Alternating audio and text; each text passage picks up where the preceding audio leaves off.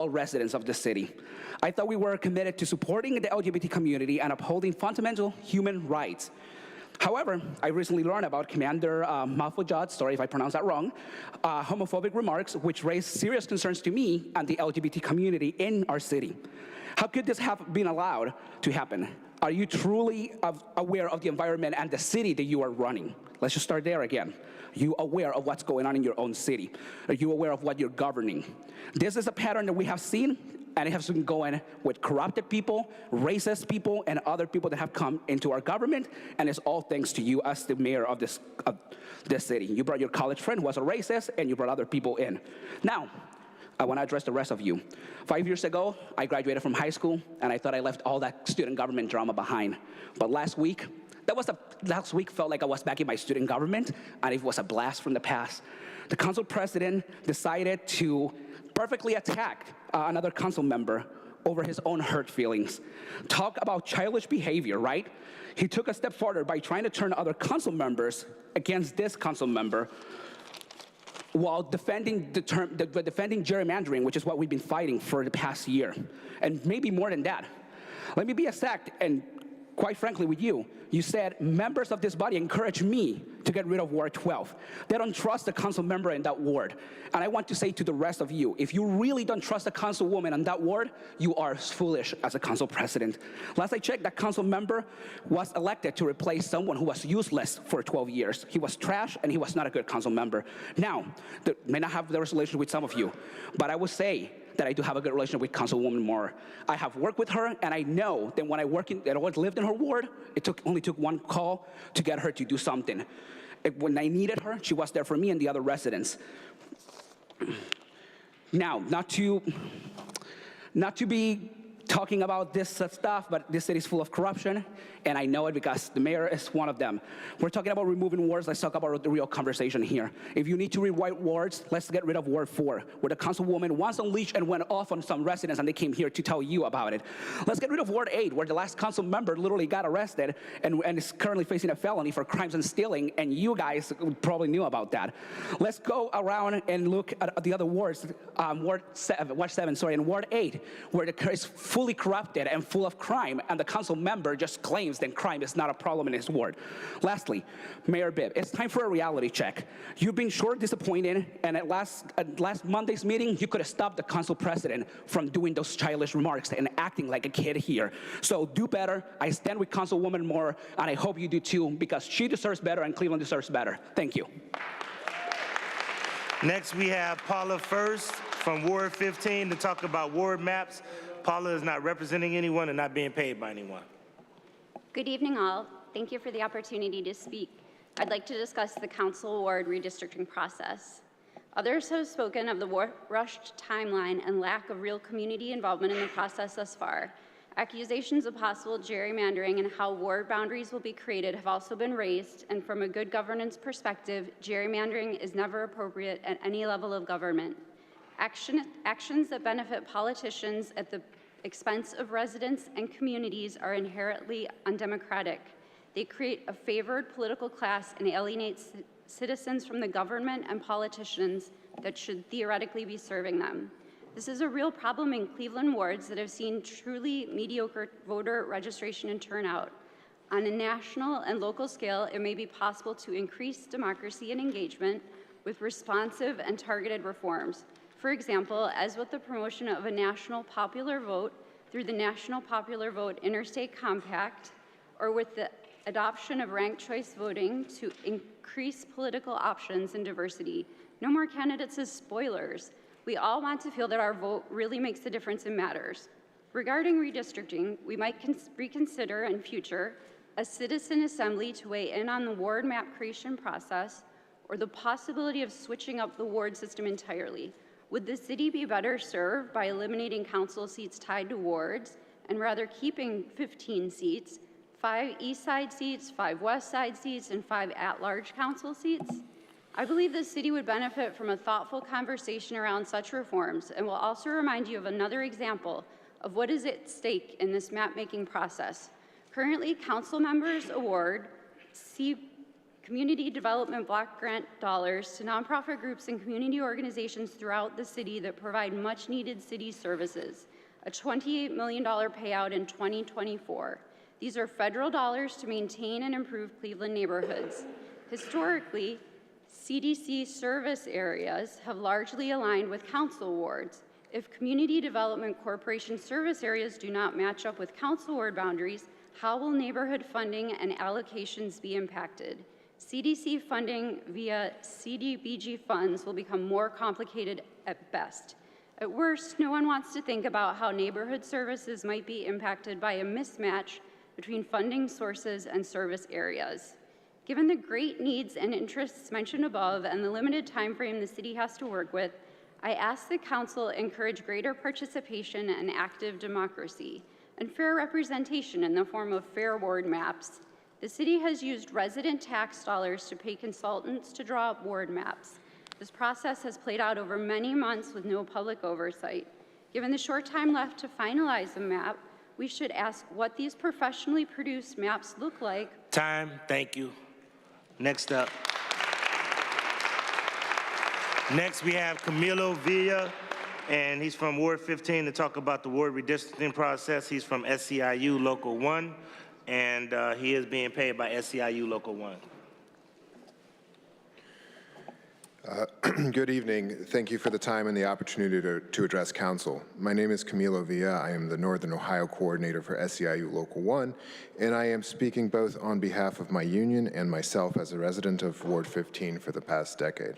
I would like to first thank my Councilwoman Jenny Spencer for her service to the community. She has served with integrity and transparency, including by announcing that she will not be running again, but not taking the opportunity to circumvent the election process by naming a successor. As I said, I am here both as a Cleveland resident and on behalf of my union, SEIU Local 1, which represents hundreds of hardworking Cleveland residents across every ward in Cleveland. We are here today to call on City Council to commit to a fair and transparent process in redistricting. This year, we have the opportunity to right the wrongs done a decade ago where communities of interest and neighborhoods were capriciously broken up in an unsuccessful bid to protect allies of then leadership at the time and to remove council members who challenged leadership. The focus during this year's redistricting should be to create wards that best serve the communities of our city, not which best protect or undermine certain incumbents. Councilwoman Spencer has made a challenging job easier by removing herself as an incumbent. However, tough decisions will still need to be made. The only appropriate way to redistrict our city is through a transparent process that focuses on residents and communities of interest, not the protection of specific council members, irrespective of their political views or relationships. Speaking as a union official, it would make no sense for a governing body to arbitrarily decide that two janitors who work on different floors of an office building should be in different bargaining units. It would be a transparent attempt to dilute worker power and is in fact illegal. Splitting up a neighborhood into 4 or 5 different wards is no different. Drawing lines to include or exclude council members' homes is no different. The purpose of our democracy is to put hands into the power of voters, just as the purpose of unions is to build power for working people through workplace democracy. While my comment today is primarily around the importance of a fair and transparent process, it is not lost on us that one of the wards that is reportedly being dismantled is one represented by the councilperson who, without any doubt, is the most active ally of organized labor and low-income workers on City Council. Whenever there is legislation that affects working people, Councilwoman Maurer is the first and usually the only councilperson to reach out to unions flagging issues that are of concern to our members. I have no doubt that Councilwoman Moore complicates the work of council by pushing for accountability to Cleveland's working families, but that is precisely why having wards which facilitate voter-facing accountability are so key to the strong democracy that we should wish to see made stronger in Cleveland. I have no doubt that every member of council supports the principles of organized labor. However, when a champion for unions, especially those representing low-income workers, is targeted in redistricting, it prompts the question of what that support means in practice. I also have no doubt that every member of council supported— Time. Thank you.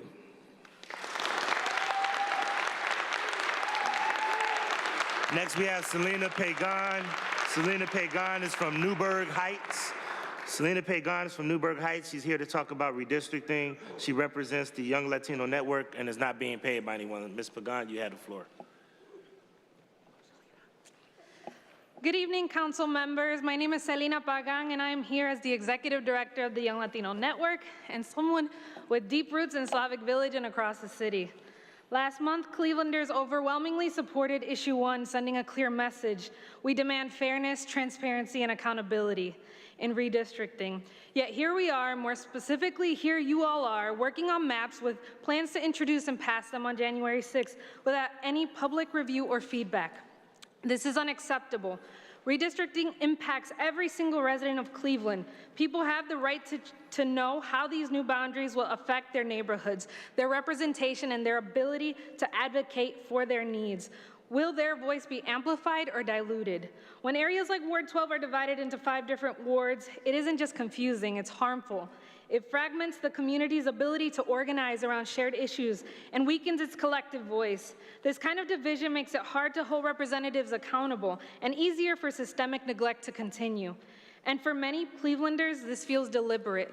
It feels like voter suppression. But beyond the maps themselves, let's talk about the process. You as city council members should know better. You should already know that the right thing to do is to be transparent with the people. You should already, yet you continue to cling to this outdated way of governing, a style of politicking that prioritizes ego over equity, control over collaboration, and power over progress. This old school way of conducting local government business that gets in the way of Cleveland's progress, and frankly, Cleveland deserves better. This call for better governance is not hypothetical. It's rooted in the work that we've done to engage and empower Cleveland Latina voters. During this past election cycle, the Young Latino Network made over 15,000 phone calls, knocked on over 11,000 doors, and collected over 1,600 pledge to vote cards across this city. We've completed significant outreach in wards 5, 12, 13, and 14, ensuring that residents were informed and empowered to vote. Imagine what could happen at Council if Council embraced transparency and gave residents the opportunity to have a meaningful say in redistricting. I'm here to call on you to sign the Fair Maps Pledge. 1, release the current maps immediately so that residents can see what is being proposed. 2, allow the public, not just selected individuals, to provide meaningful feedback before a vote is taken. 3, commit to a charter amendment to remove politicians from the map drawing process entirely. You have a choice and a chance to do the right thing here. You have a chance to show that Cleveland is ready to move forward, to embrace progress and equity, and to lead with integrity. This is about the future of our city and the trust of the people who live here. Will you uphold that trust? Will you protect the people who are elected to serve, who elected you to serve, or will you continue to cling on to that outdated backroom way of doing things? Clevelanders are watching. Commit to fair maps and transparent process in Cleveland respectfully. Next, we have Malak Rashid. Malak Rashid is from Bay Village. Malak Rashid is from Bay Village, and Malak would like to talk about preserving neighborhood identities. She is not representing anyone and not being paid by anyone. Malak, you have the floor. Hello, good evening, Council President, Council members, and all. While I am technically a Cleveland transplant moving to Cleveland as a child to Palestinian refugee parents seeking to build a better life, I consider myself a true Clevelander, having lived on and off within Cleveland and working within the city since I was able to first obtain a job at 16 and now proudly serving over 4,000 refugees and immigrants who live in the city of Cleveland. I am a believer that whether a person has generational roots to Cleveland or is a newcomer just arriving 2 days ago to rebuild their lives, the shared desire to preserve neighborhood identity is important to all, regardless of how long they've been in Cleveland. The unique needs, hardships, and opportunities of a family living in Lee Harvard, while different from a family living in Little Arabia, the desire to feel included, heard, and properly represented is at the center of how this process is conducted and why it matters. Many I serve, mainly being Arab residents, couldn't engage in the prior meetings held with the consultant due to inability to use the app or language barriers, leaving them further underrepresented. It is clear this process is difficult for all involved. It's a process, I'm sure, that has been filled with passion, contention, concern, and even behind-the-scenes negotiations. Whether it's good, bad, nice, or necessary negotiations, it is time that residents get a chance to see what Council has so far created by releasing maps for public input. With the bulk of the population loss occurring on the east side and growing trends of new refugee arrivals and secondary migration, making the west side of Cleveland more congested. It is imperative residents can weigh in on what will be their new wards to ensure transparency and shared responsibility, that new ward lines are not only applied based on council's opinion and experience and expertise, but also the community members who live, work, and play in Cleveland, experts in their own lived experience and lives within their wards. Redistricting in and of itself can be a democracy-protecting way of simply realigning representation, but it can also provide an opportunity for misalignment. I ask the maps be released not to diminish you or your experience, but to reinforce the importance of community-centered decision-making. Let us right the wrongs made in the past so we don't have to say, let's get it right next time. Next, we have Luis Rivas. Luis Rivas is from Ward 12. He wants to talk about the Ward 12 redistricting. He is not representing anyone and not being paid by anyone. Luis, you have the floor.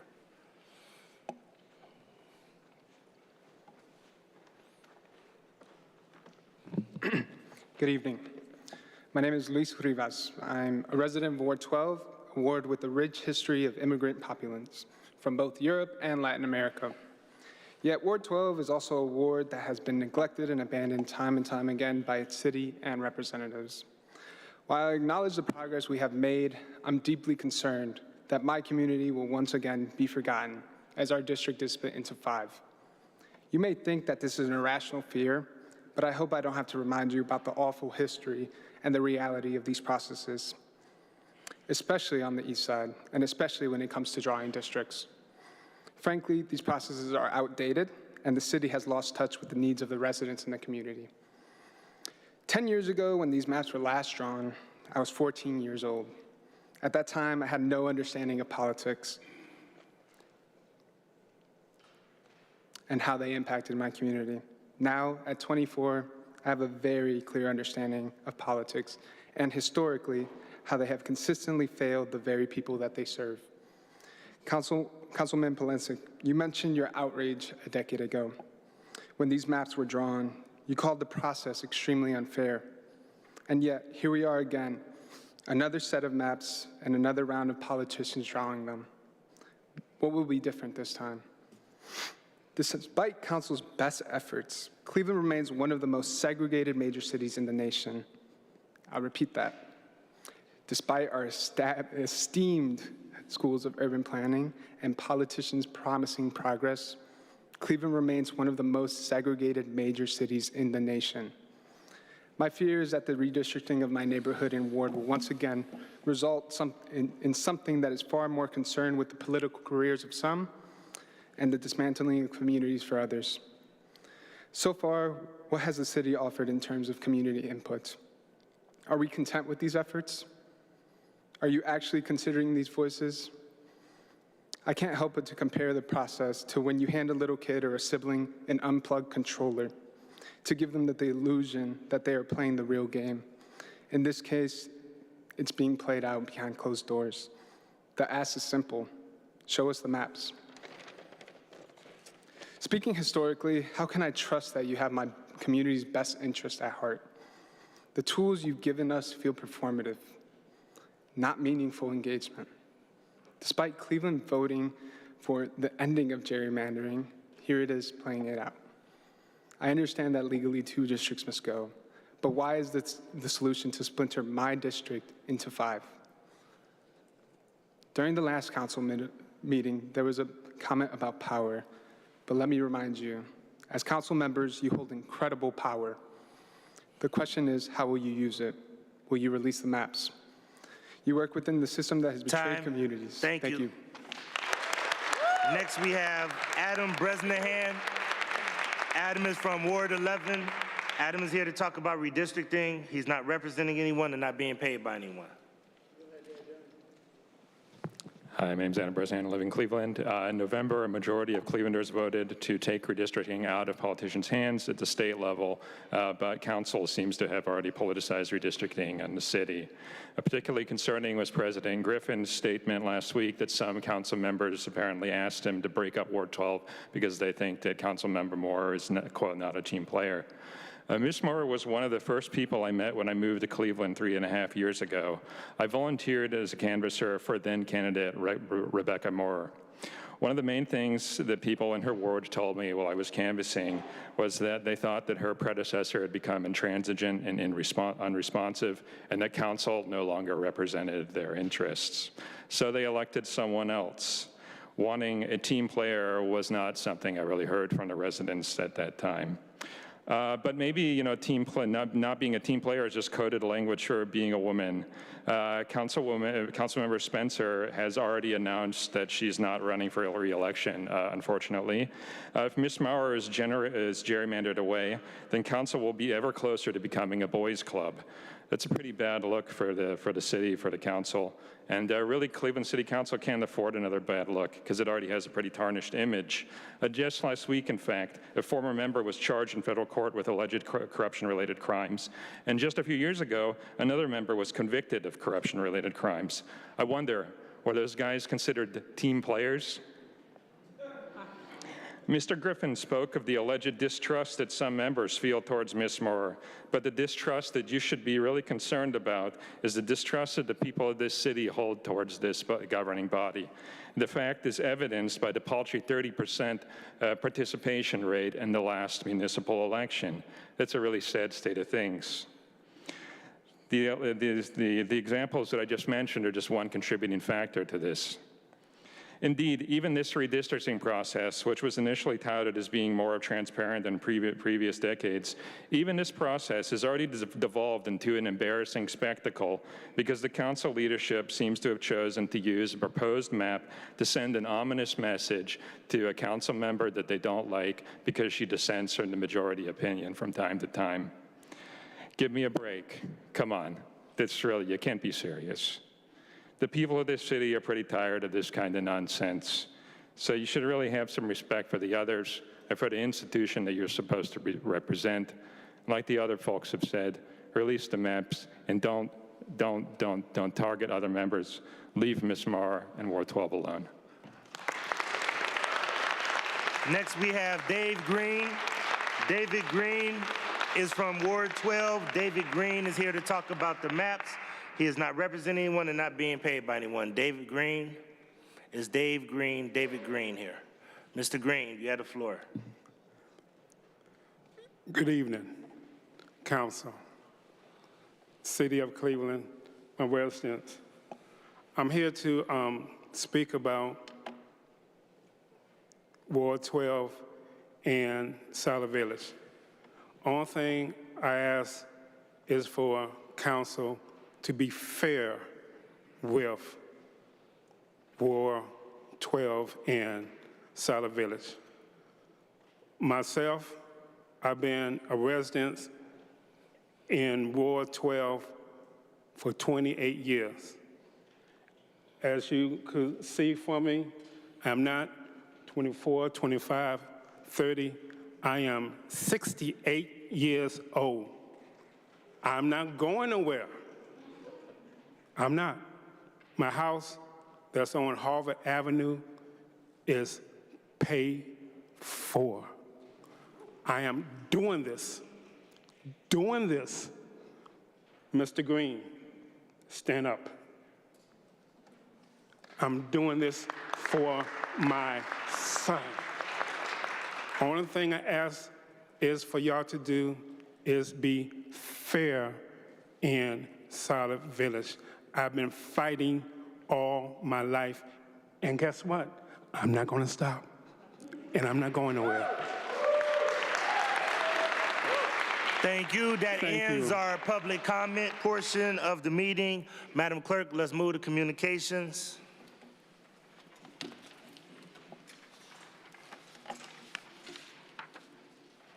File number 1345, 2024, oath of office for Timothy Mafo-Judd, Interim Commander, 2nd District, Division of Police, Department of Public Safety. File number 1346, 2024, oath of office for Paul C. Barrett, Director of Finance Department. From the Ohio Division of Liquor Control, file number 1360, 2024, regarding a transfer of ownership application at 1905 East 55th Street, Ward 7. File number 1361, 2024, regarding a new license application at 4034 St. Clair Avenue, Ward 10. File number 1374, 2024, regarding a transfer of ownership application at 5006 Clark Avenue, Ward 3. File number 1375, 2024, regarding a stock transfer application at 3742 Fulton Road, Ward 14. Thank you. Please share appointments. File number 1347, 2024, from Council President Blaine A. Griffin, recommending the reappointment of Eugene Miller to the Fair Housing Board to a term ending December 1st, 2027, pursuant to Section 665.05 of the Codified Ordinances. Without objection, the appointment is approved.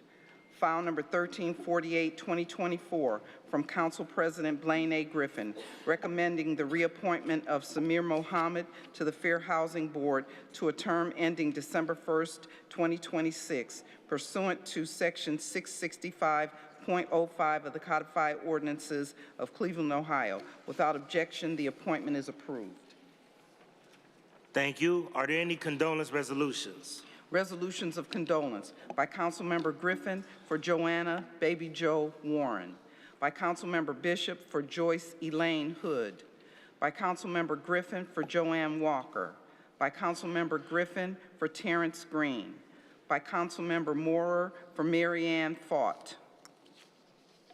Thank you. Are there any other condolence resolutions? Any other condolences? Madam Clerk, please hold out a number for Deborah Brady Wells. Deborah Brady Wells. So noted. Are there any other condolences? Any other condolences? Seeing no other condolences, will all council members rise for a moment of silence?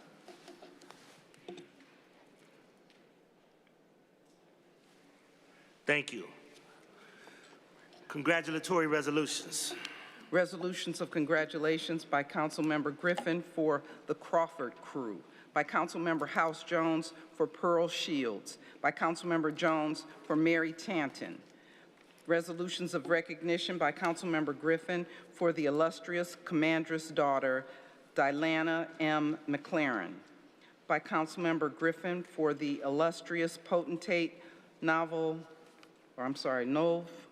Richard Johnson Sr. Resolutions of appreciation by Councilmember Bishop for Reverend Mark Anthony Smith, by Councilmember Bishop for Deborah Ann Nash, by Councilmember Bishop for Deborah Lewis Curley. Thank you. We'll move to presentations. I'm going to ask if my colleagues will open up the well. Councilman Kevin Bishop has some acknowledgments he would like to make. Councilman Bishop and colleagues, if you can open up the well. Thank you.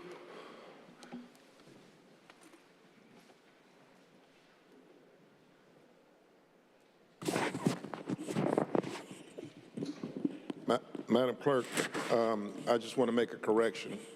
You mentioned condolence resolutions for Ms. Joyce Hood. She's a appreciation. She's here tonight, so I just want to make that. Can Pastor Smith come up and Ms. Joyce Hood come up, please?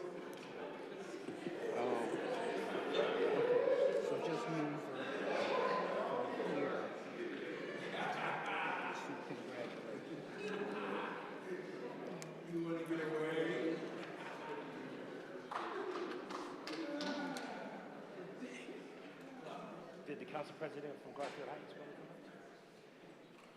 You want to bring him up? Can we ask the council president from Garfield Heights, Avery Johnson, to join us as well? Can we let this up? We got that? Yeah, hold on, right here, bro.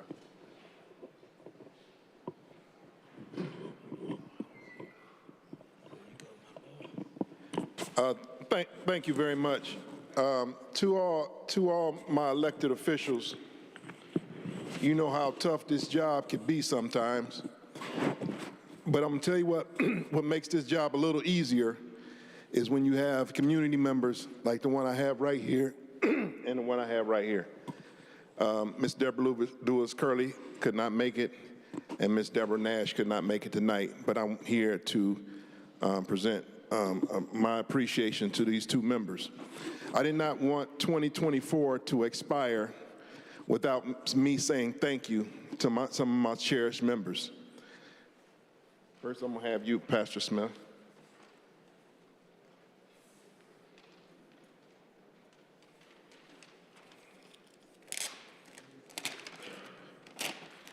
Now, Pastor Smith, he is really holding down my community.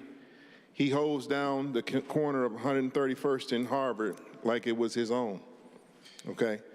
It has not been a time where I called a pastor where he was not there waiting and willing to help whatever way he could.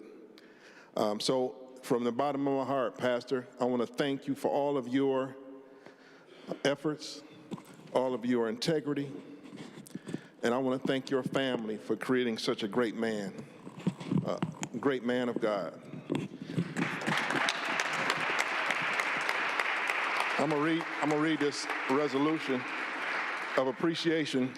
It says, by council members Kevin Bishop, and then all council members are listed, whereas members of Cleveland City Council take great pride in joining the congregation of Sanctuary Baptist Church and the Ward 2 community as they extend their sincere appreciation to Reverend Mark Anthony Smith for his outstanding commitment and dedication to the community.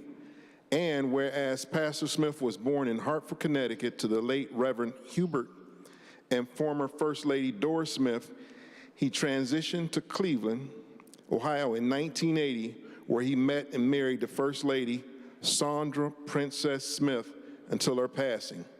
Pastor Smith is the father of one cherished son, grandfather of 5 adored grandchildren, brother of 3 devoted siblings, an uncle to many dear nieces and nephews with who he shares his free time during family gatherings, events, and travel.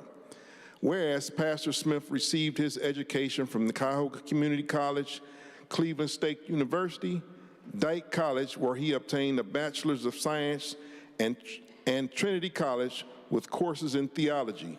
He dedicated many years of service with United Parcel Service before his retirement, serving in many capacities of management.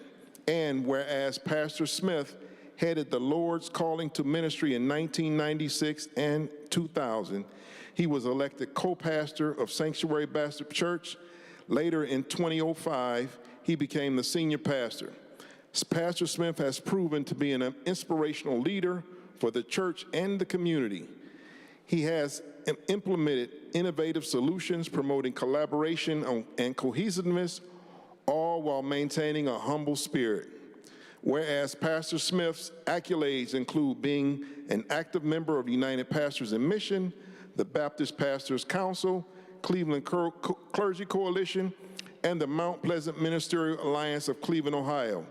Whereas one of Pastor Smith's most recent accomplishments includes him being elected in 2024 to the position of City Councilman in Garfield Heights, Ohio, becoming the first African American to lead Ward 3.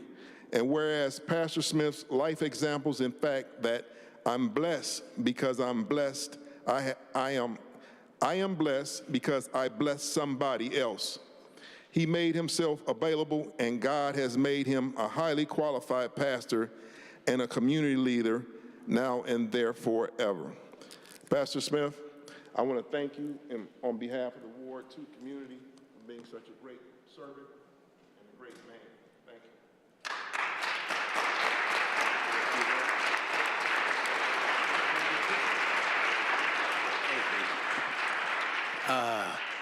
I think I have, if y'all don't mind, I got a media group here, and she's sitting over there, and she's gonna take a picture real quickly here. We're grateful, right? Put it in the well. That's our media team. Listen, I found out a few days ago that if indeed I call myself a leader and nobody's following me, I'm just taking a walk. So there's some folk here. I got family members. Come on, just take the picture real quick.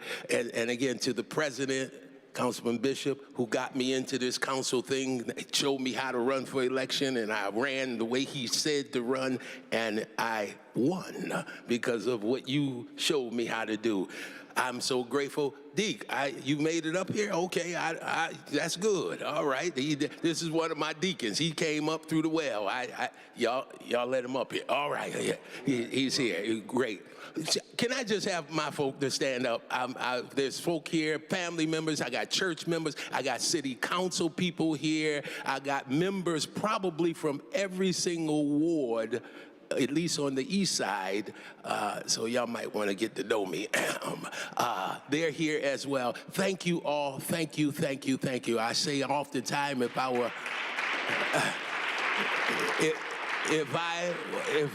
if I were Russian, I'd say spasiba. If I was Spanish, I'd say gracias. If I was French, I would say muchos gracias. But since I'm none of those, I'm simply a plain old American. I simply say thank you. All right.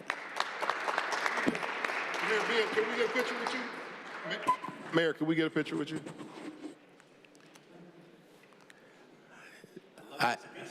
Oh my goodness. This is my, God bless you. God bless you.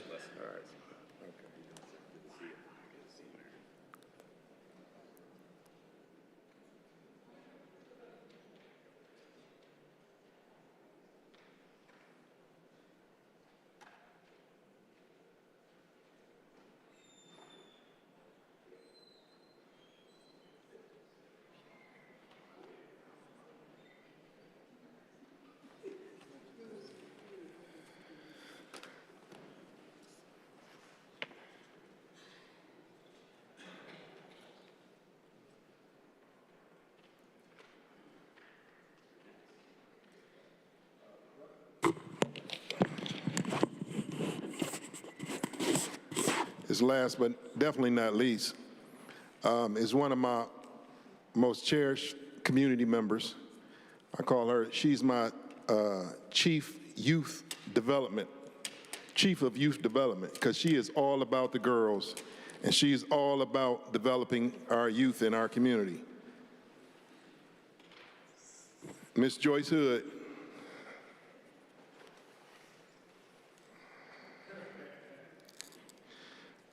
Says for Councilmember Bishop, by council members, and list all of the members, whereas the members of Cleveland City Council are always extremely proud and pleased to recognize individuals who give unselfishly to their communities, especially when it comes to the health and well-being of young children. One such individual, Joyce Hood, is being recognized for outstanding commitment, dedication, and contributions to this city, and particularly Ward 2. Whereas Joyce is a lifelong Cleveland resident and a John Adams alum, she is the founder and executive of the Knowledge Youth Organization, the facilitator and co-founder of the Men of Tomorrow program, and the developer of Ladies of Today program. And whereas Joyce's mission is to acquire and maintain a working relationship with growth-oriented businesses that build positive, creative, and effective opportunities as they relate to education, barrier breaking, critical thinking, as well as responsibility and ownership of positive youth development. Whereas Joyce is a graduate of the City of Cleveland Citizens Police Academy of the first cohort neighborhood leadership development programs, Mandel Foundation. She's also elected to the Cuyahoga County Ward 2 Precinct F Committee Person, Ward 2 Executive Committee of Cuyahoga, Ward 2 Club Vice President, and serves as the president of Elizabeth Avenue Street Coalition. Whereas Joyce has been recognized for her selfless efforts in the empowerment of our youth with community breaks programs that strive towards high sustainability, quality of life, giving Cleveland a legacy of successful emerging young leaders. She has been recognized by the U.S. Attorney General's Office as a provider of services for youth at high risk of gang involvement and was awarded the Beach Brook Hearts of Hope. Joyce is also the New York Life 4-H Youth Governance National Leadership Award for the state of Ohio in 2010. Be it resolved by the City of Cleveland, and the Cleveland City Council takes great pride and pleasure in recognizing and congratulating Joyce Hood for her significant commitment to the emergence of successful young leaders of Cleveland. Joyce, from the bottom of my heart, thank you for all you do for all the children of Ward 2 and the City of Cleveland.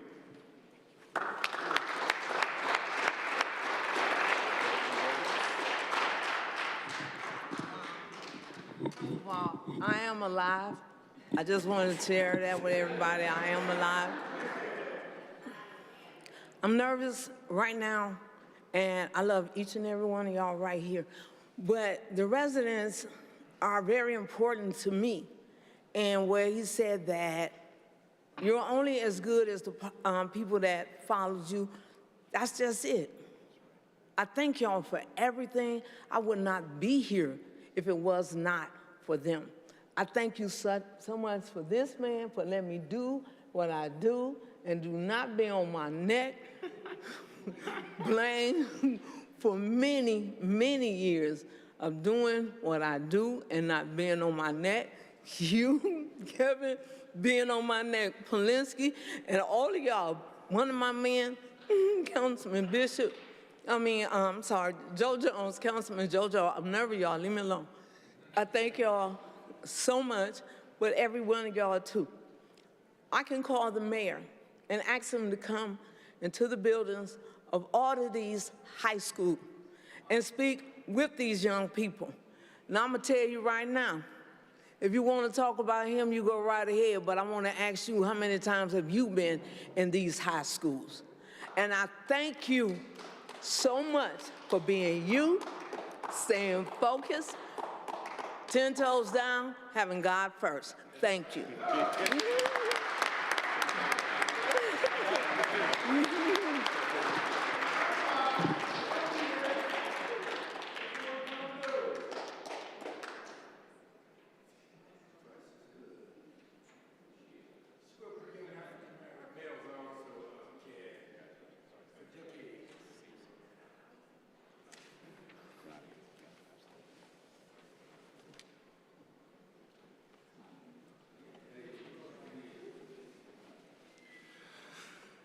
Madam Clerk's first reading, emergency ordinances referred for administrative review and committee review.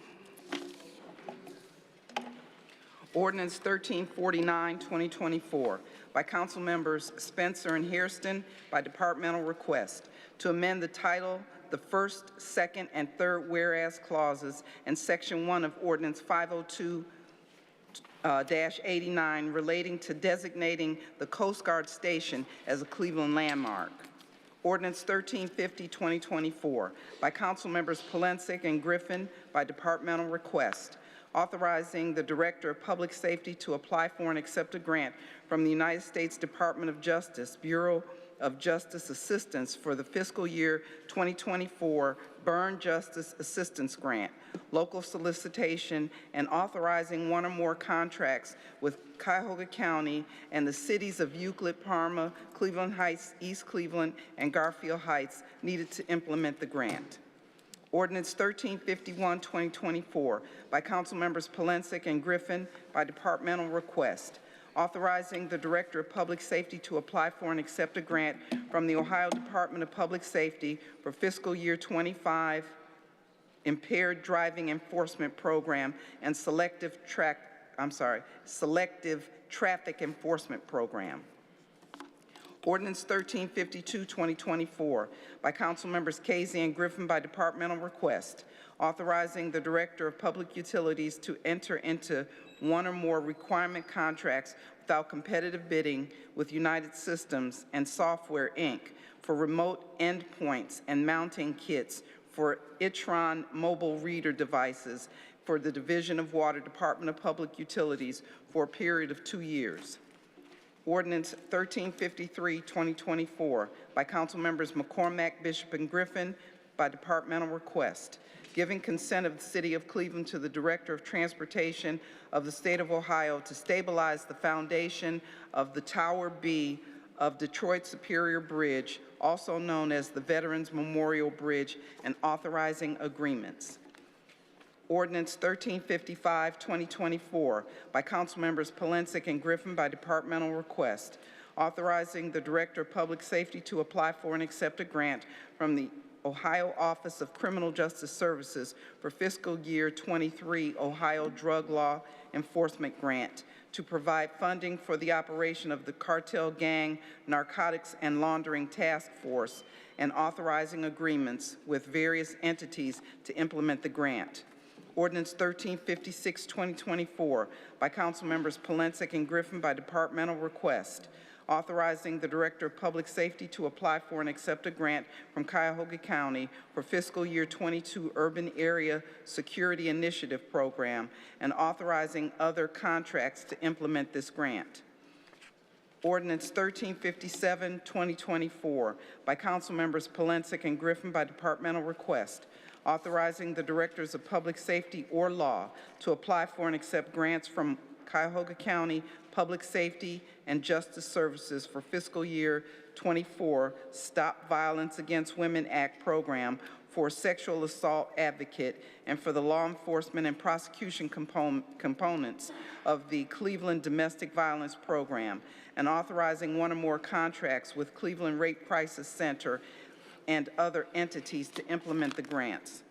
Ordinance 1358, 2024, by Councilmembers Polensek and Griffin by departmental request, authorizing the Director of Public Safety to exercise options to renew contracts with various vendors for the towing of motor vehicles.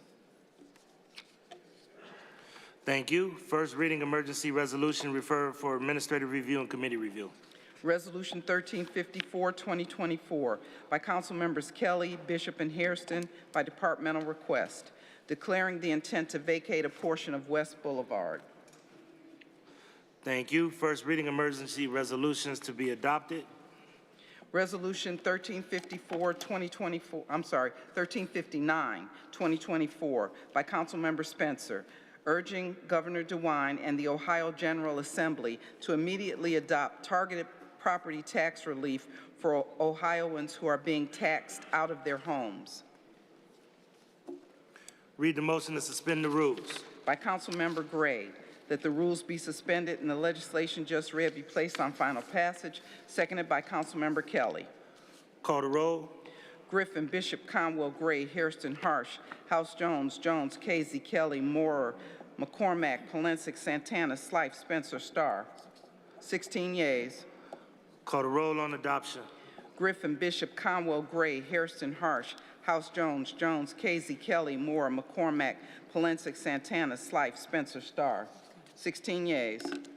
Thank you. Second reading emergency ordinances to be passed. Ordinance 1009, 2024, as amended, by Councilmembers Bishop, Hairston, Polensek, and Griffin by departmental request, authorizing the Directors of Economic Development and/or Building and Housing to apply for and accept a Brownfields Remediation Program grant for the Ohio Department of Development, Demolition, Asbestos and Waste Removal, Site Remediation, and other necessary services needed for future redevelopment of the former National Acme site located at 170 and 221 East 130th Street, and authorizing the Director to enter into one or more contracts with Cuyahoga County Land Reutilization Corporation to manage and implement the grant.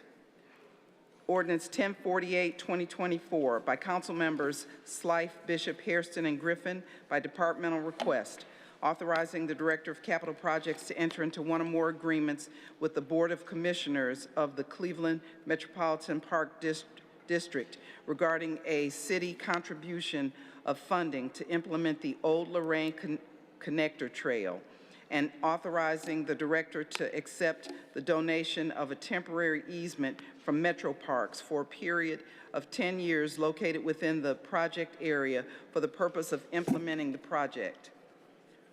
Ordinance 1145, 2024, as amended, by Councilmembers Polensek, Bishop, and Griffin by departmental request, giving consent of the City of Cleveland to the Director of Transportation of the State of Ohio for resurfacing a portion of Villa View Road, authorizing the Director of Capital Projects to employ one or more professional consultants to design the improvement, to apply for and accept any gifts or grants from any public or private entity, authorizing any relative agreements, and causing payment of the city's share to the state for the cost of the improvement.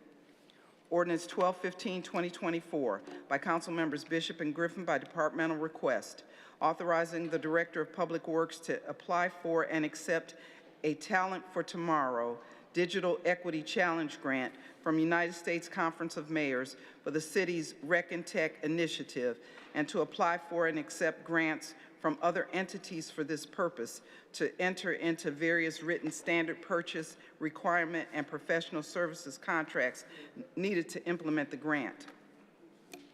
Ordinance 1219-2024 as amended by Mayor Bibb and Councilmember Griffin, authorizing the Director of Finance to enter into one or more agreements with Gateway Economic Development Corporation of Greater Cleveland for the contribution of city funds for repairs and improvements to Progressive Field and Rocket Mortgage Fieldhouse. Ordinance 1238-2024 by Council Members Bishop and Griffin by departmental request to amend the title of Ordinance 643-2024 and to supplement the ordinance by adding new sections 2A and 2B relating to designing and constructing, rehabilitating, renovating, replacing, or otherwise improving recreation facilities, ancillary recreation buildings, parks, playgrounds, and other similar structures or amenities on city-owned and city-leased properties, including site improvements and appurtenances. Ordinance 1239-2024 by Councilmembers McCormack, Hairston, and Griffin by departmental request to amend the title in Section 1 of Ordinance 978-2022 relating to the UDAG grant agreement contract with Team NEO and/or its designee to provide economic development assistance to induce Aer Lingus to start and maintain daily direct flight service from Cleveland to the Republic of Ireland. Ordinance 1240-2024 by Council Members Santana, Hairston, and Griffin by departmental request to amend the title in Section 1 of Ordinance 1153-2023 relating to a grant agreement for the Northern Ohio Blanket Mill mixed-use neighborhood project located in the Clark-Fulton neighborhood. Ordinance 1242-2024 by Council Members Polensek and Griffin by departmental request, authorizing the Director of Public Safety to apply for and accept a grant from the Ohio Office of Criminal Justice Services for the fiscal year 23 Recovery Ohio Law Enforcement Recruitment Program. Ordinance 1243-2024 by Council Members Hairston and Griffin by departmental request, approving the Tax Incentive Review Council's Year 2023 recommendations. Ordinance 1244-2024 as amended by Council Members Conwell, Hairston, and Griffin by departmental request, authorizing the Director of Community Development to enter into a development agreement with Right to Development Corp. LLC or its designee for the sale and redevelopment of city-owned parcels which are currently in the land reutilization program and located on Superior Avenue near East 105th Street for the Glen Haven Development Project, and authorizing the Mayor and Commissioner of Purchases and Supplies to sell city-owned properties no longer needed for public use to Right to Development Corp. LLC or its designee. Ordinance 1245-2024 as amended by Council Members Polensek, Bishop, Hairston, and Griffin by departmental request, authorizing the Director of Capital Projects to issue one or more permits to the Cuyahoga County Department of Public Works to encroach into the public rights-of-way of East 156th Street and Shore Acres Drive, installing, using, and maintaining a 10-foot wide asphalt multi-purpose trail. Ordinance 1246-2024 by Council Members McCormack, Bishop, and Griffin by departmental request, authorizing Director of Capital Projects to issue a permit to Fundamental Parking LLC to encroach into the public right-of-way of Scranton Road by installing, using, and maintaining the foundation and northern building wall of Cleveland Clinic Global Peak Performance Center. Ordinance 1247-2024 by Council Members McCormack, Bishop, and Griffin by departmental request, authorizing the Director of Capital Projects to issue a permit to Huron Holdings, LLC, to encroach into the public right-of-way of Scranton Road by installing, using, and maintaining the foundation and southern building wall of Cleveland Clinic Global Peak Performance Center. Ordinance 1249, 2024, as amended by Councilmember Griffin by departmental request to make additional appropriations of $20 million to the general fund. Ordinance 1251, 2024, by Councilmembers Bishop and Griffin by departmental request, authorizing the Director of Parks and Recreation and/or Director of Public Works and the Director of Finance to contract with one or more temporary employment agencies to provide professional services to supply temporary and seasonal personnel for the Department of Parks and Recreation and/or Department of Public Works and the Project Clean program for various departments of the city for a period up to 1 year. Ordinance 1272, 2024, by Councilmembers Polensek and Griffin by departmental request to enter into an amendment to the agreement entered into under Ordinance 1250, 2023, relating to the 2024 Cleveland Youth Diversion Program. Ordinance 1273, 2024, by Councilmembers McCormack, Hairston, and Griffin by departmental request, authorizing the Director of Economic Development to sign a petition in support of continuing the Downtown Cleveland Improvement District and to request that certain city properties be included in the district. Ordinance 1275, 2024, by Councilmembers Hairston and Griffin by departmental request, authorizing the Directors of Economic Development and Finance to enter into an agreement under the Job Creation Income Tax Credit Incentive Program with Team Wendy LLC or its designee to assist with project financing for the facility located at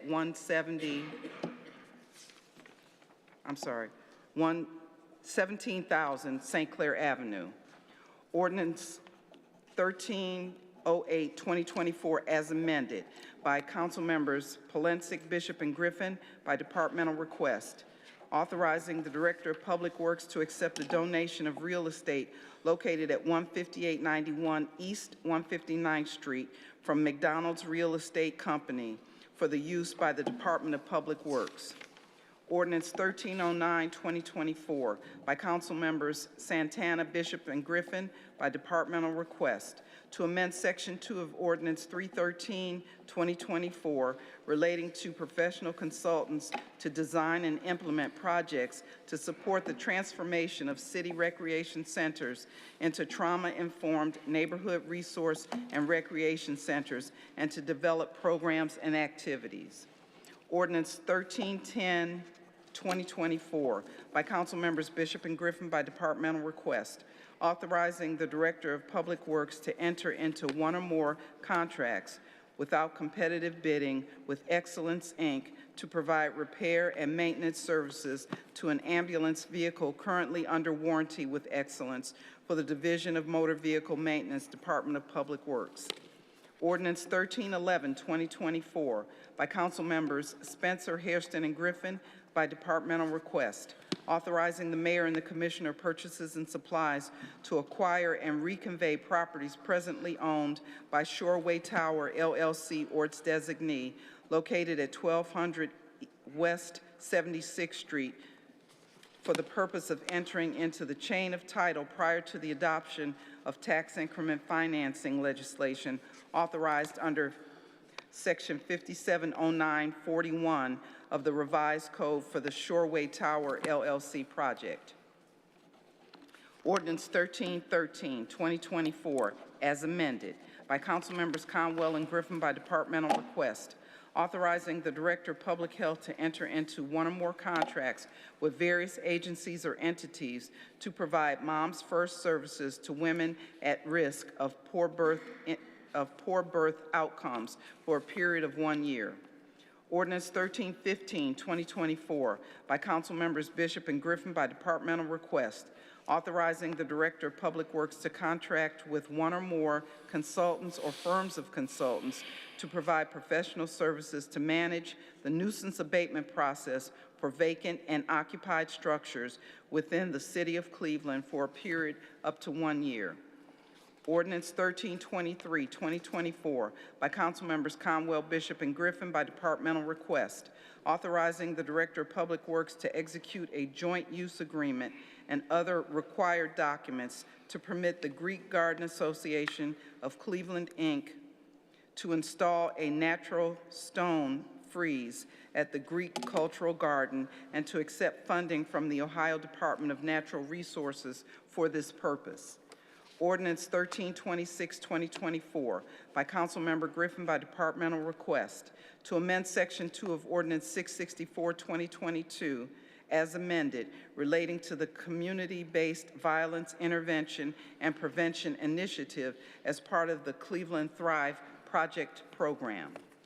Ordinance 1327, 2024, by Councilmembers Conwell, Bishop, and Griffin by departmental request, to enter into amendment to the grant agreement entered into under Ordinance 753, 2021, as amended, relating to applying for and accepting a grant from Cleveland Foundation for the development of the African American Cultural Garden. Ordinance 1328, 2024, by Councilmembers Bishop and Griffin by departmental request, authorizing the directors of capital projects and/or public works as appropriate to enter into a joint sponsorship agreement with the cities of Shaker Heights and Cleveland Heights regarding city-owned property jointly located in both cities necessary for the cities to file a grant application for funding under the Ohio Department of Natural Resources Land and Water Conservation Fund Grant Program. Ordinance 1334, 2024, by Councilmember Griffin by departmental request, to make additional appropriations of $5 million to the general fund, $150,000 to the internal service fund, and $220,000 to the small enterprise fund. Ordinance 1335, 2024, by Councilmember Griffin by departmental request, to make temporary appropriations for the current payrolls and other ordinary expenses of the City of Cleveland for the period of January 1, 2025 until the effective date of the annual appropriation ordinance for the fiscal year ending December 31st, 2025. Ordinance 1336, 2024, by Councilmember Griffin by departmental request, to provide for the transfer and amendment to the general fund appropriations in the amount of $11,927,000, $3,415,000 within the special revenue fund, $2,700,000 within the major enterprise fund, $75,000 within the small enterprise fund, and $155,000 within the internal service fund. Read the motion to suspend the rules. By Councilmember Gray, that the rules be suspended and the legislation just read be placed on final passage. Seconded by Councilmember Kelly. Call the roll. Griffin, Bishop, Conwell, Gray, Hairston, Harsh, House Jones, Casey, Kelly, Moore, McCormack, Polensek, Santana, Slife, Spencer, Starr. 17 yeas. Call the roll on passage. Or who we got? Call the roll. I know we got Spencer, Polensek, Casey. Okay.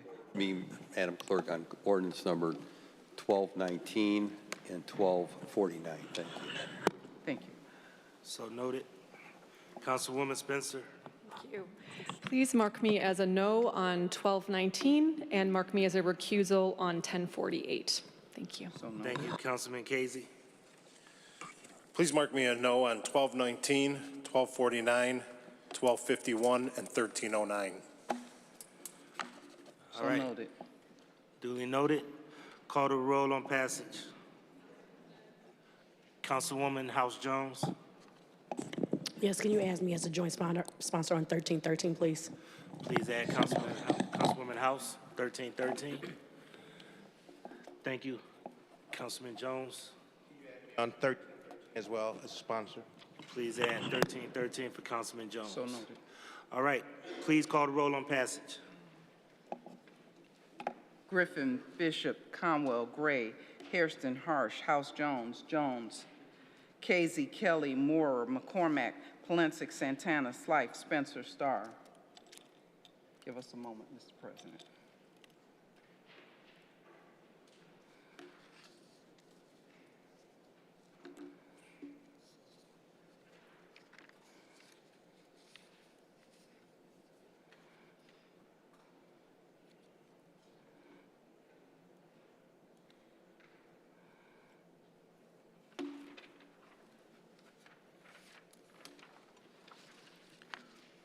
On 1309-2024, 16 yeas, 1 nay. On 1251-2024, 16 yeas, 1 nay. On 1048-2024, 16 yeas, no nays, 1 recusal. On 1219-2024, 13 yeas, 3 nays, 1 recusal. On 1249-2024, 14 yeas, 2 nays, 1 recusal. Thank you. Second reading, emergency resolutions to be adopted. Resolution 1254, 2024, by Council Members McCormack, Bishop, and Griffin, by departmental request, declaring the intent to vacate all of Joy Court and Day Alley. Thank you. Read the motion to suspend the rules. By Councilmember Gray, that the rules be suspended and the legislation just read be placed on final passage. Seconded by Councilmember Kelly. Call the roll. Griffin, Bishop, Conwell, Gray, Hairston, Harsh, House Jones, Jones, Casey, Kelly, Moore, McCormack, Polensek, Santana, Slife, Spencer, Starr. 17 yeas. Call the roll on adoption. Griffin, Bishop, Conwell, Gray, Hairston, Harsh, House Jones, Jones, Casey, Kelly, Moore, McCormack, Polensek, Santana, Slife, Spencer, Starr. 17 yeas. Thank you. We'll move to introductions, and I would like to start off, if we could. We have a new director for the Cleveland Rape Crisis Center. I'm going to ask if Nicole McKinney-Johnson would stand up. Nicole McKinney-Johnson, welcome. Let's give her a round of applause. Really would like to link you up with Councilman Conwell. We really have always had a very good relationship with Rape Crisis Centers, so we want to continue that relationship and work closely in spirit of cooperation with you. Thank you. Are there any other introductions? I was going to introduce, we call him Uncle Don, but Uncle Don left already. Don Laster, I know that he left with Pastor Mark Smith, but do want to acknowledge Don Laster if we could. And then Bobby Rytel, if we could acknowledge Ms. Rytel, one of our longtime CDC leaders and directors, Ms. Bobby Rytel, if we can give her a round of applause. Thank you.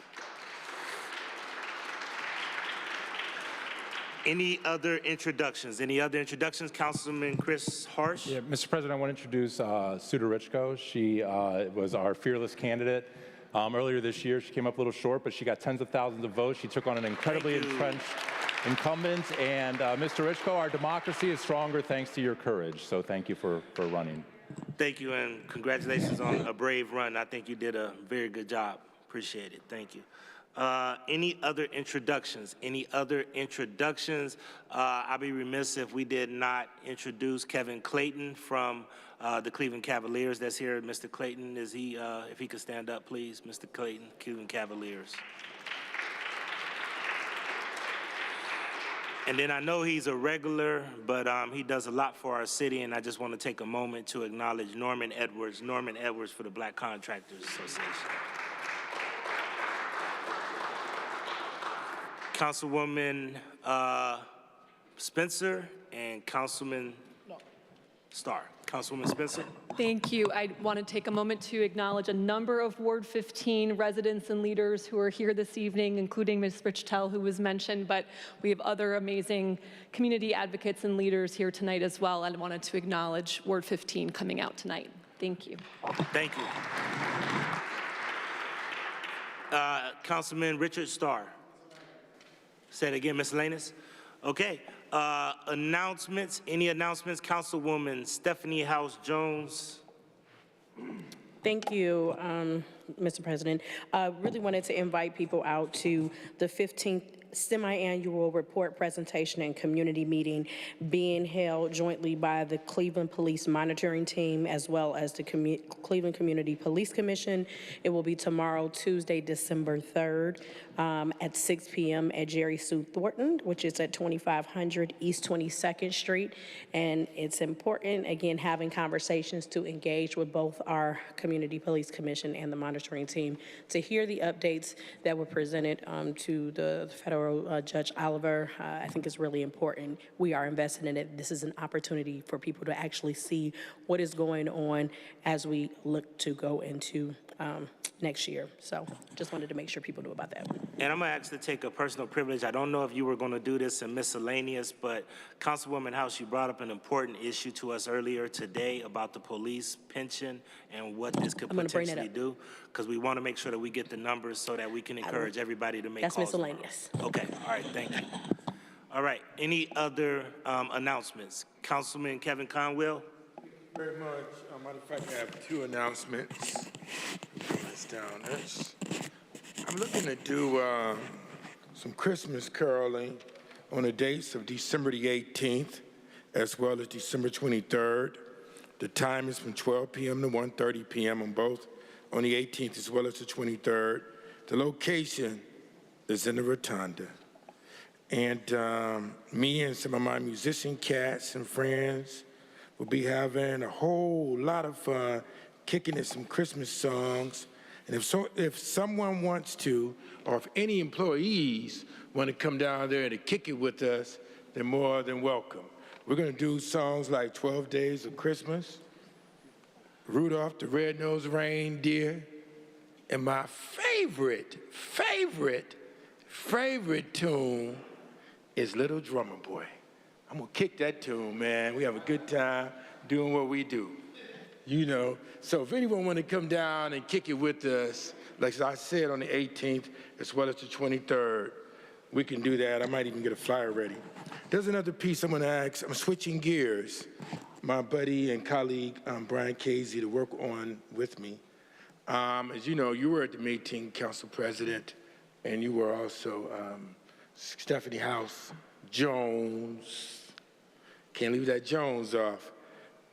The University Circle is going to open up to hiring people, more people with disabilities. So we're going to meet at the Art Museum, Councilmember Brian Casey, if not around Christmas time, maybe the first of the year, so we can start doing programs there with people with disabilities. You remember when Bill, he was excited about it, the Art Museum, so we can kick that off, because we believe in the power of work, and putting people to work is first thing first, because jobs is therapeutic.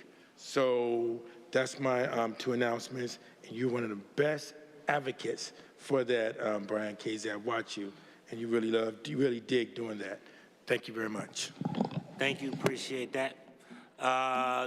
Councilwoman Deborah Gray, announcements. Thank you. I want to announce that I'm giving a fire museum tour for Ward 4 kids and young adults and senior citizens to come to the Fire Museum tour on Saturday, December 7th from 11 to 2. So anyone else that want to come to do a tour of the Fire Museum on Ontario Bridge, please come so we can understand the history of the firefighters who fight for our community and put out fires. Thank you. Thank you. Councilman Michael Polensek. Mr. Chairman, Madam Clerk, Honorable Mayor, and colleagues, on Wednesday, the Safety Committee will meet at 1 o'clock with the Federal Monitor. So anyone who has questions, who would like to hear the Federal Monitor report and update, I certainly would invite you to the meeting, because I personally believe there's been significant improvement within the Division of Police. And I want to thank Dr. Anderson for the job and the oversight that she's done. Again, I want to say to everyone, I believe there's been significant improvement within the Cleveland Police Department, and I hope to hear that from the Federal Monitor on Wednesday. Thank you. Thank you, Councilman. Is there any more announcements? Any more announcements? Okay, we'll move to miscellaneous, and a couple of people have asked for a little bit extra time. I first have Councilman Richard Starr. I then have Councilman Chris Harsh. McCormick. McCormick is up. I always got to start with Majority Leader, and then I'll go to Councilman Starr, because I always deal with leadership team, and then I'll go to Councilman Harsh, Councilman Starr, Harsh, and then we'll move into the other members. Councilman McCormick. Thank you, Mr. President. Because it's toasty in here, I'll take my full 4 minutes. Just kidding. Mr. President, number one, I want to thank you for your leadership today. It was a very long marathon day, so I want to give you a shout out for that and appreciate that. Also, I want to say hello to, Paula, Marge, and some other folks from Ward 3 who are still hanging out with us today. The legendary Paula Camp is with us here this evening. And then, Mr. President, I also want to give a shout out to a public servant who will be leaving us soon. These City Hall roles are tough, and I will tell you that city planning, Mr. President, is probably one of the toughest, most controversial, just naturally role in the city of Cleveland, because by its nature, you're pushing change. And a lot of folks, change is difficult to deal with, it's difficult to grapple with, whether you're inside this building or outside of it. I've had the privilege of working with Joyce Wong for 3 years now, since she's been with the city's administration. Moving on to the Cleveland Foundation, they are lucky to have her. And I will tell you, I've been on council for 8.5 years, and never have I seen more city planning staff in my block clubs, in my community meetings, answering phone calls, answering inquiries, going into the heat of my block clubs on really contentious issues. And that's because Director Wong's leadership of ensuring that she was pushing, absolutely.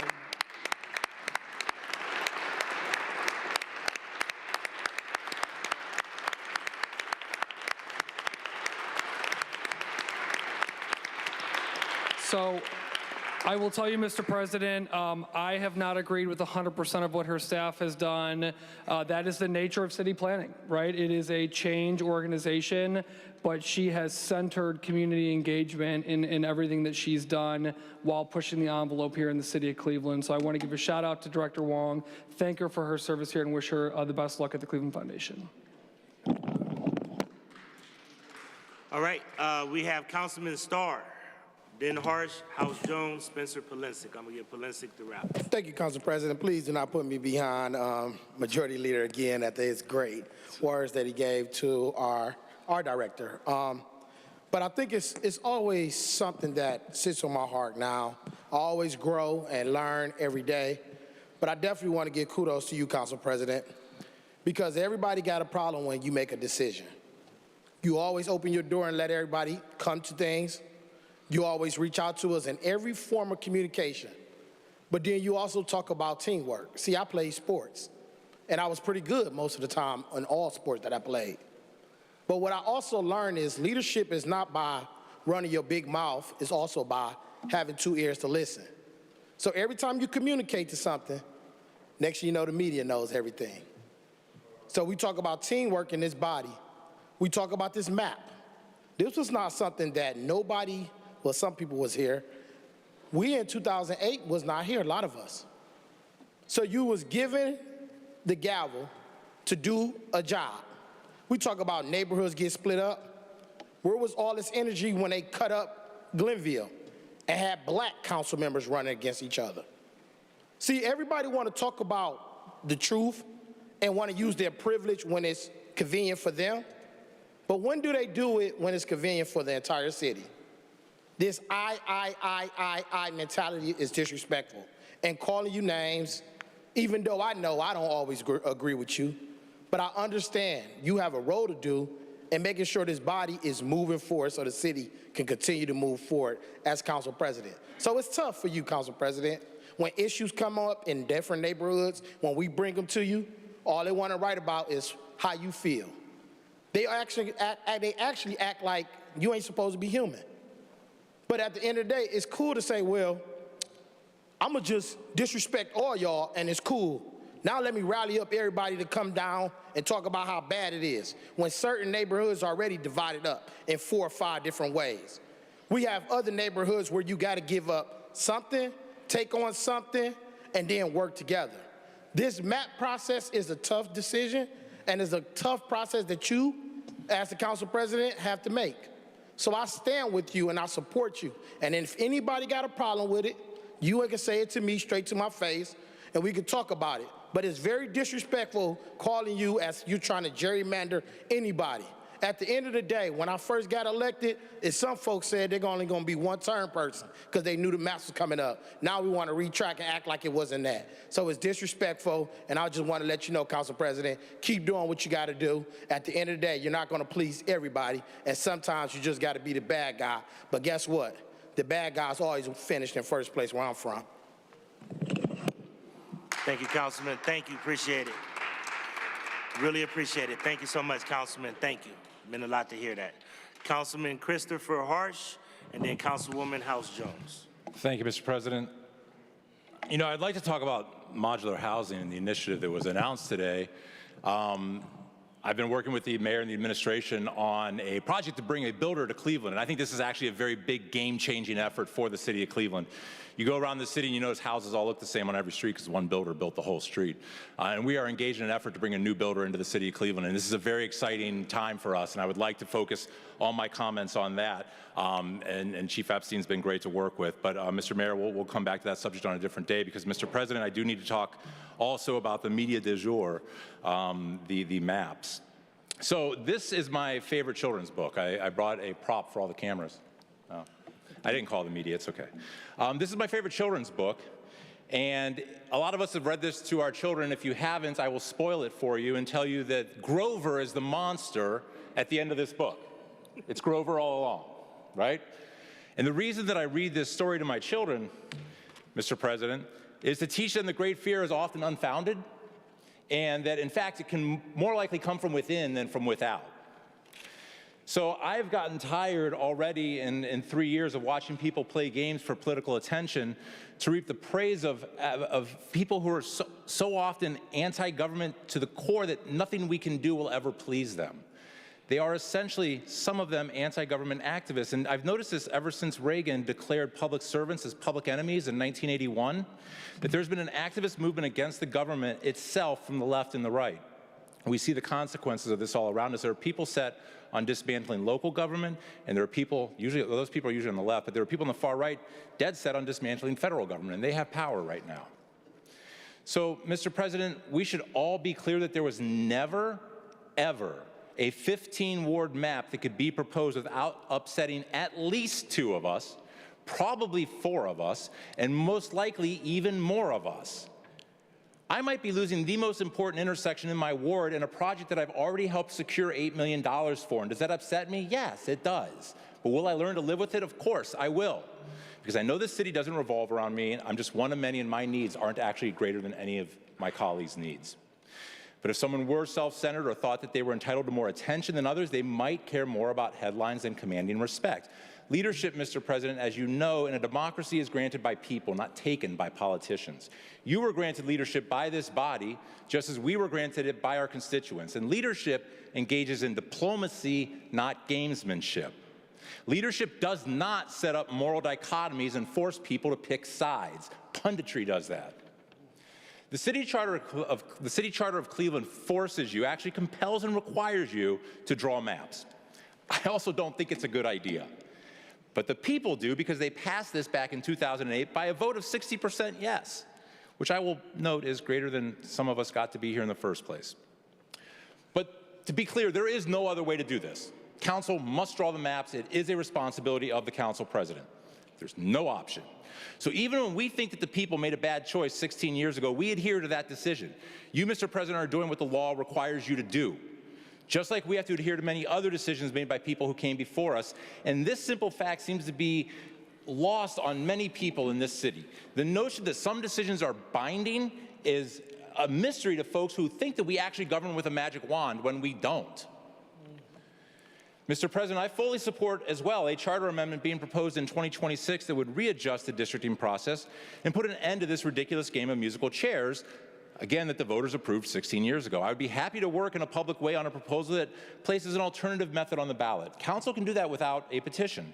We can work out a better proposal, put it on the ballot for an up or down vote from the people, and frankly, I've been saying this for a couple of years now. I believe in democracy, and I don't think we serve the people by diminishing their voices or reducing their choices. 17 seats on council was fine. We'll learn to live with 15. 25 wouldn't kill us, but further reductions are absolutely unnecessary. We do, after all, account for less than 2% of the general fund. So let me end with this. I have a strong internal disdain for performative politics. I know that part of that is just that I'm simply not a natural extrovert. My church growing up taught me that humility and service to others were the greatest virtues, but I must take a moment to brag, because I was correct.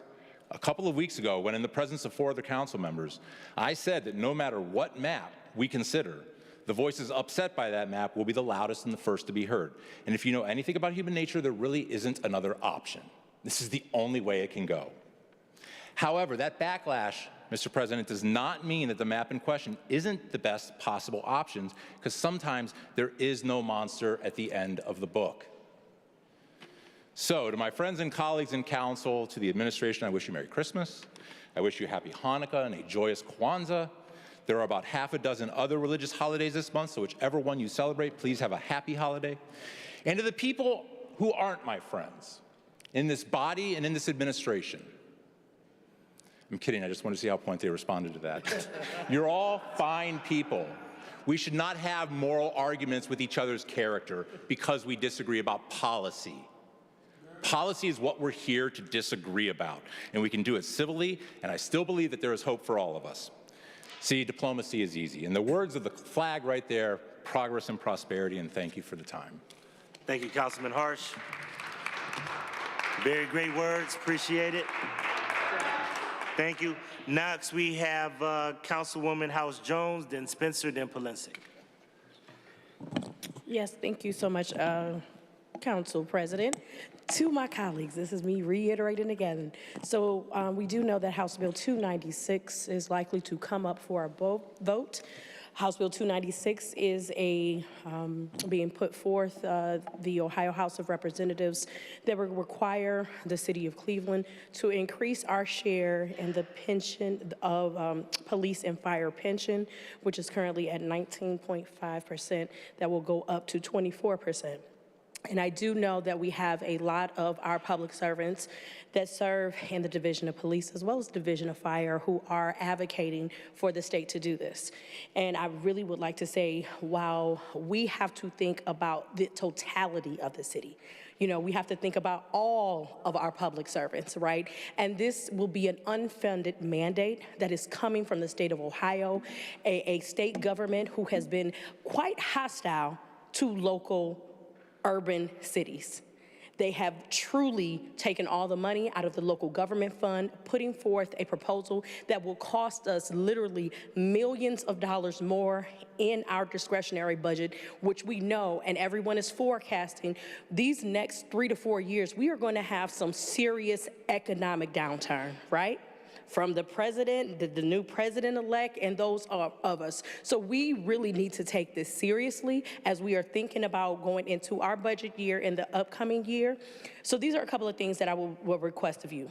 Like today, I called my own state representative and I started on the list of Cuyahoga County.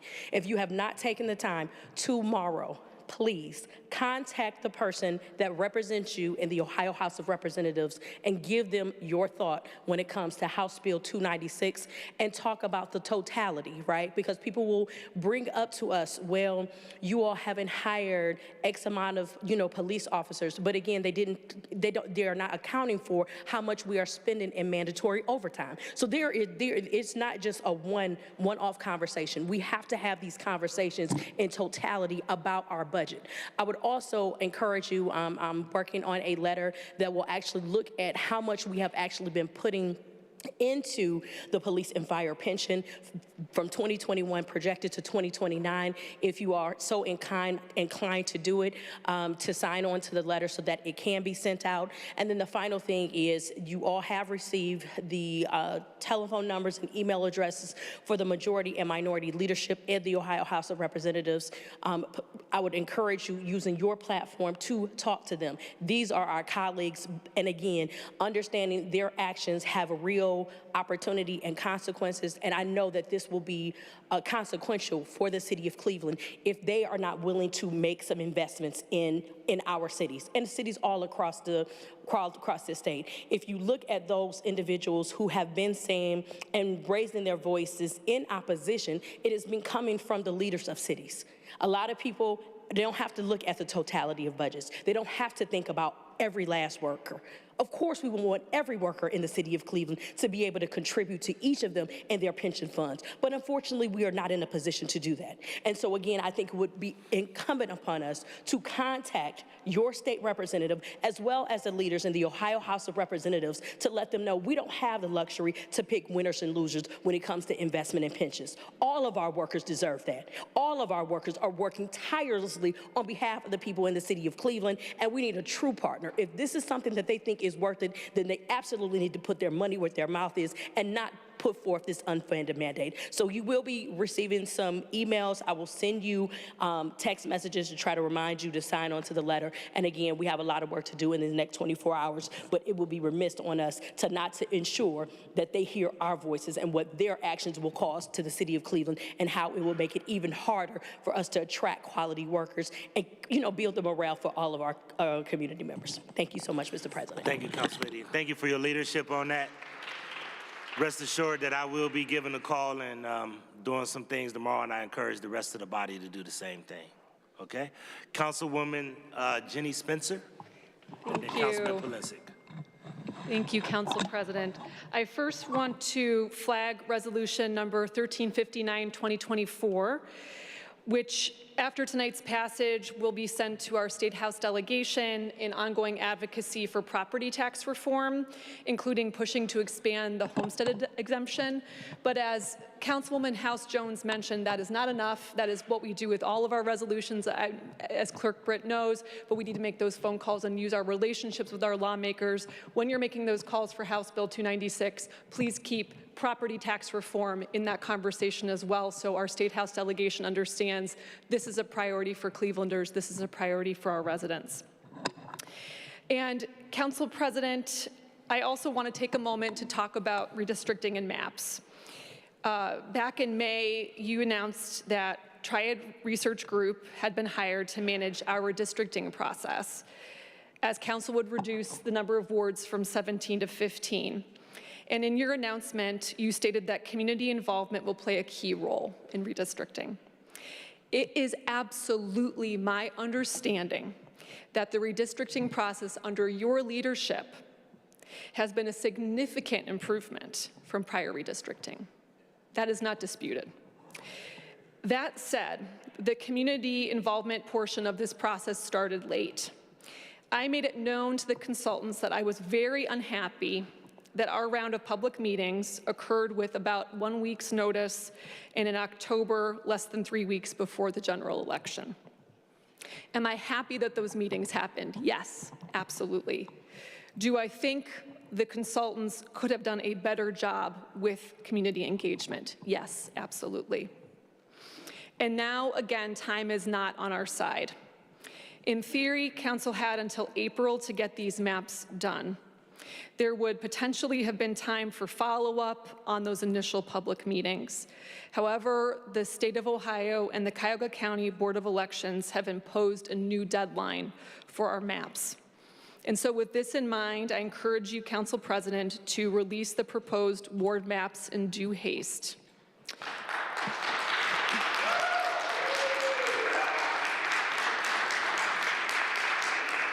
And echoing what Councilman Harsh said, going forward, my feedback to this body for any future redistricting process is that map drawing should not be a task or a burden on council leadership. It is a burden on council leadership. We should absolutely consider a charter amendment, and we could use State Issue 1 as a potential model for Cleveland City Council redistricting going forward. Respectfully submitted. Thank you, Council President. Thank you, Council Lady. Councilman Mike Polisic, Councilman Michael Polisic. Thank you, Mr. Chairman. My honorable colleagues, honorable mayor, members of the administration, and the audience that is here. First of all, I want to say this. I want to commend the clerk, Alan Dreyer, Inez and Onita, for this new concept that we have here, the legislative format. It's the most easiest it's ever been to read a legislative calendar. So I really need to say that publicly, how appreciative I am. It's good. We can really follow the process now. Mr. Chairman, you know, I just wanted to indicate on a couple things here. My no vote on 1219, my no vote on 1249 pertaining to Gateway. Let me say this. I want to thank you for the job that you did trying to negotiate, remediate, I don't know how you want to call it, this whole process with Gateway. I understand what you went through over the weekend, the work that you engage with outside people, with people who served here previously. And Mr. Chairman, you know, I want to just say this to my colleagues. I could have stood up here today and I could have voted in support of both of these because I understand the legal ramifications.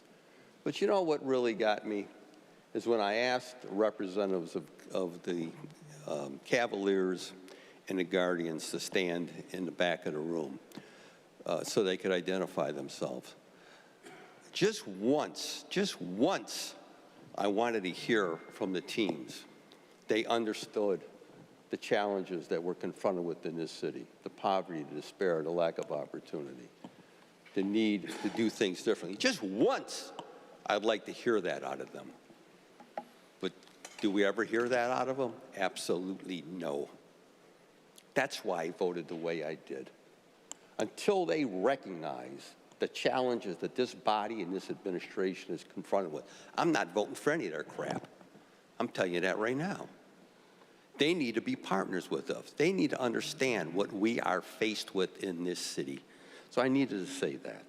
Mr. Chairman, I also need to thank the mayor, the members of the administration. I want to thank Director McNair, Frank Williams, Jamie DeRosa for the support on Ordinance 1145, 1245, 1308, 1009 on critical projects in my community.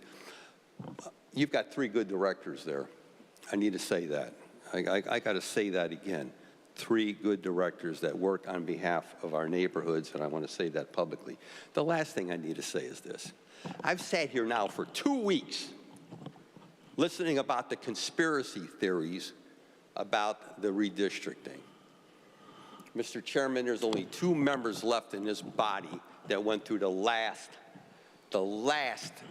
disastrous, gut-wrenching, unfair, however you want to describe it. There's Councilman Kevin Conwell and myself.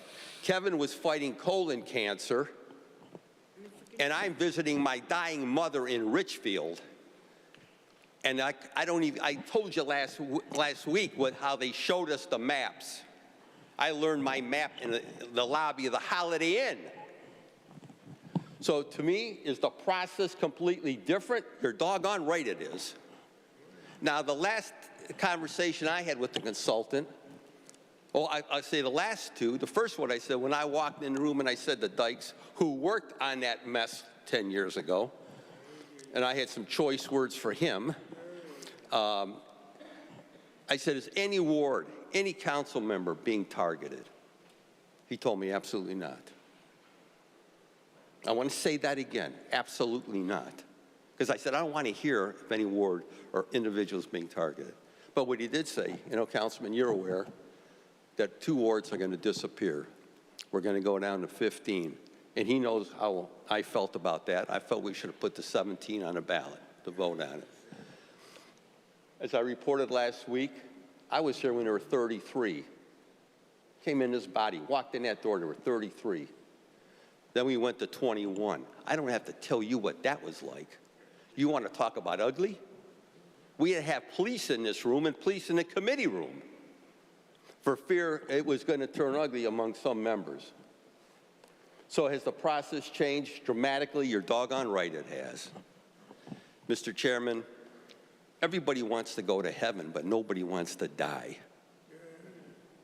Okay?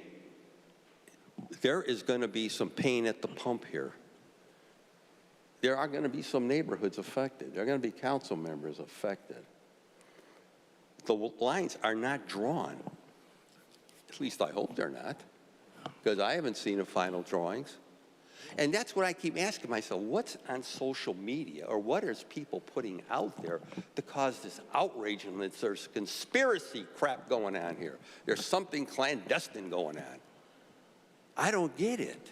The charter clearly defines it's up to the role of the council. It's up to city council. It's not up to 1,700 people to draw the lines. It's up to city council at some point to present those maps to the citizens, our people. Are people going to like it at the end of the day? I can assure you at least 2 aren't, maybe more than that. But we have to do what is right. That's the charter. That's what happened when there was a charter change and the people voted for it. And I find it interesting now that some people who are now outraged had lockjaw when this happened last time. It's like they stepped on a rusty nail and they couldn't say crap. Now they're outraged by it.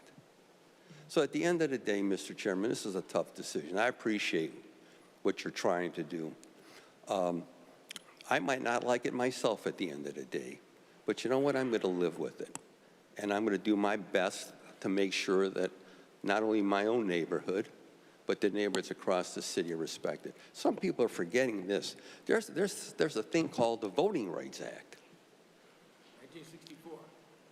And I know, because I presided over last time, I drew the line for the Hispanic ward. Because had we not drawn the lines for the Hispanic ward, we would have been in violation of the Voting Rights Act. And there's some people who wanted to cut it up, wanted to cut up the Hispanic community. I'm proud of what I did 20 plus years ago. And there's people, I think, right now who don't care if it gets cut up. There's a domino that happens when you draw the lines. And so the last thing I needed to say is this. You know, I sat here and one of the speakers on their public comment got up and said, well, the councilman from Ward 8 was arrested and put out of office. Last time I looked, I'm the councilman of Ward 8, and I'm still here. So I don't know what ward they were referring to or what individual they were referring to. But again, I would say to the speaker, to the people in public comment, come down here, don't be misled, don't be used. I get the strong indication there's an effort to cause unrest, to cause division. I hope that's not the case. I really hope that's not the case, where it turns east side, west side, or Caucasian versus black, or Caucasian black versus the Hispanic community. That would be the last thing we would need. We have to make tough decisions. I'm confident the council president, on behalf of all of us, will make the right decisions. And then we call the roll. That's the only way you can do it. But I got to tell everyone who's watching this and listening to this process is completely different than what we went through during the last redistricting. So again, thank you, Mr. President, for trying to do the best job you can. Thank you. Thank you, Dean. Appreciate it. Councilman Kevin Conwell. Thank you, Mr. President. You know, it is painful when, you know, you reached out to the community, you were at the Glenville Recreation Center, and you talked with block club presidents and street club presidents and community activists. We all came out to discuss it. You did a survey analysis, and you talked about how they can go on the site so we can take a look at it, so you can get an up-close view of what's going on. The last one, as Councilmember Mike Polensek mentioned, it was just, well, I didn't get a chance to see it. I was in the hospital battling cancer. So I didn't get a chance to see it in the end. So they were like, well, Conwell, he gone, he dead. So I didn't even call my people. You know what I did? I got out with my chemo bag on, and I campaigned, and I got 80-something%. Yeah, they was calling House of Wheels on me. They thought I was gone, but they made me mad. They made me mad, and I got up, and we got to battling and everything, and I got with Jeff Johnson, he's a judge now, the Honorable Jeff Johnson, and we put together a plan. And I think it was in your ward, and how we were going to deal with this. It was Councilmember Mike Polensek, Councilmember Jeff Johnson, and I, and how we were going to battle this. because there was no people in there. They didn't do like you're doing with fairness, talking with everybody. It wasn't, no one come down here to talk about it. And no one got on my side at all, this black man here. They were like, oh, that brother, he's just gone. He's just gone. You know, and I had chemotherapy and I got out and we won. And as you said, the two are still standing. But that's what they do, and you gotta get out there and fight. Because there's gotta be two people that's gonna be gone. It's gonna be two people. I don't want it to happen. I don't want to see it happen to anyone. I think everyone in here is engaged, and you guys are good. You're my vice chair. I think you're a very, very good vice chair. You was an activist, the whole 9 yards. But it's painful for me. I got done. See, he back there laughing about it. It's not funny. It's not funny to me. That wasn't funny to me. You know, I got a family, friends that I had to deal with, my residents, and everybody, and I'm coming out with a chemotherapy bag on, battling to stay alive. And then you laugh about it. See, he's cracking up. But anyway, you did a good job. I was there. I was a part of it. And I'm still standing, and thank you very much. Thank you. I just want to briefly say to Councilwoman Gray, you have a comment? Councilwoman Deborah Gray. Just about this, I want to announce a celebration for the holidays at Shaker Square. It would be, it would be remiss of me if I did not announce this, and I'm the councilwoman of Shaker Square. We are having a holiday event at Shaker Square, December 7th, from 2 to 6. So please come out and have a good time. Thank you. Thank you. I believe that's all of the public comments. I just want to thank all of the council members for a spirited spirit session. This is the last meeting of the year. And I also want to thank you for your support. You know, you're right, this is a tough job, but I tell everybody I'm built for it. People could say whatever they want to say. I'm going to keep on working and keep on doing my job. So thank you. Have a great day. Madam Clerk, please excuse the absences. Please excuse the absences. This council is adjourned to the next call of the chair, January 6, 2025.